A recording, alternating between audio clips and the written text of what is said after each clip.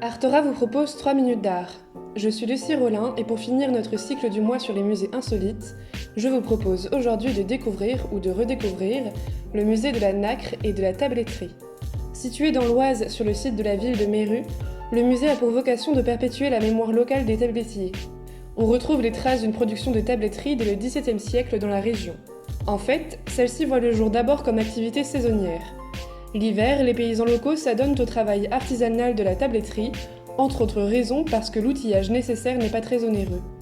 En l'absence de maître, les artisans se forment de manière autodidacte, chose remarquable dans la mesure où l'art de la tabletterie, qui consiste à fabriquer de petits objets en bois précieux, en os, en ivoire ou encore en nacre, est particulièrement délicat. Au XIXe siècle, les mutations industrielles entraînent une accélération de la production.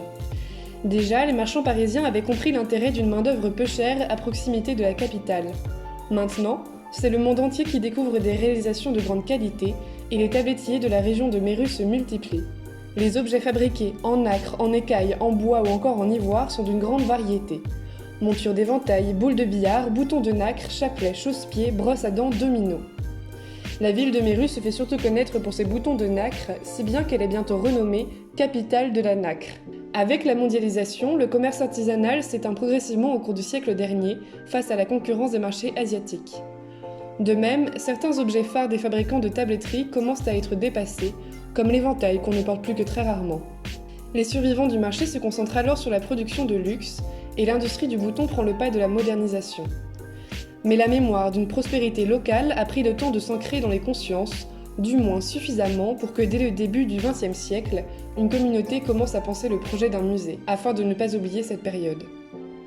Celui-ci ne voit le jour qu'en 1999, après une levée de fonds supportée par des instances locales et le ministère de la Culture.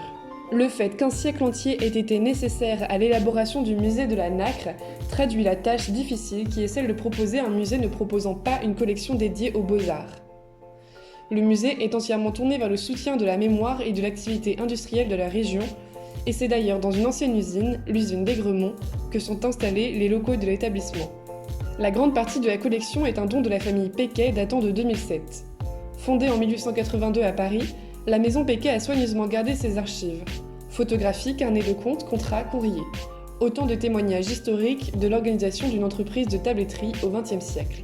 Dans les vitrines du musée, nous pouvons contempler de petits objets recouverts d'os, d'ivoire, d'écailles ou de nacre, tels que des micelles ou des porte-monnaies, ainsi que tout l'outillage qui a été nécessaire aux tablettiers pour réaliser ces petits ouvrages délicats. Enfin, le musée est aussi à vocation scientifique et expose ainsi des coquillages nacrés en expliquant les techniques très précises de nettoyage de leurs coquilles qui mènent à l'extraction des parties irisées. N'hésitez pas à le visiter cet été, surtout parce qu'en ce moment se tient l'exposition Coquillages de la science au kitsch. Une bonne idée pour goûter l'air marin si vous travaillez en région parisienne tout l'été. À bientôt!